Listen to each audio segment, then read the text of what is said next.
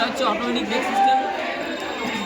এই সেন্সারের সামনে যখন কোনো গাড়ির কোনো কিছু অবজেক্ট আসবে তখন এই সেন্সার থেকে ছাড়া আইআর হচ্ছে হলো সেই সেন্সারটিকে অ্যাডজাস্ট করে মানে সেই সেন্সারটিকে জুড়ে দেবে এবং জুড়ে দেওয়ার ফলে এখান থেকে যেখানের এর রোধটা বেড়ে যাবে মানে রেজিস্ট্যান্সের মানটা বেড়ে যাবে।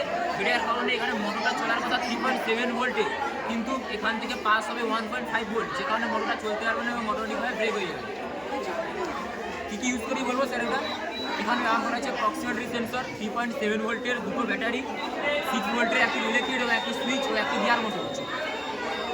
দেখা একটু দেখা, বসে বসে দেখা।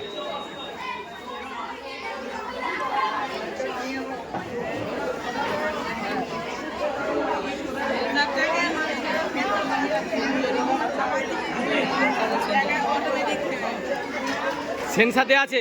হ্যাঁ স্যার। হ্যাঁ হ্যাঁ স্যার। বল বলবো আর কি বলবো? এটা এটা একটা গাড়ি মানে এটা হচ্ছে অটোমেটিক গাড়ি। এবার এটা ইউজ করা মানে এটাকে গাড়ির ওপর প্রয়োগ করা হচ্ছে অটোমেটিক ব্রেক সিস্টেম। মানে গাড়ির সামনে যখন কোনো কিছু চলে আসবে তখন গাড়ি অটোমেটিকভাবে মানে বন্ধ হয়ে যাবে, গাড়ি চলে যাবে। মানে গাড়ির সামনে কিছু চলে আসলে অটোমেটিক বন্ধ হয়ে যাবে। মডেলটা এটাই তো, গাড়ির সামনে কিছু আসলে গাড়ি সেন্সারে আছে অটোমেটিক বন্ধ হয়ে যাবে।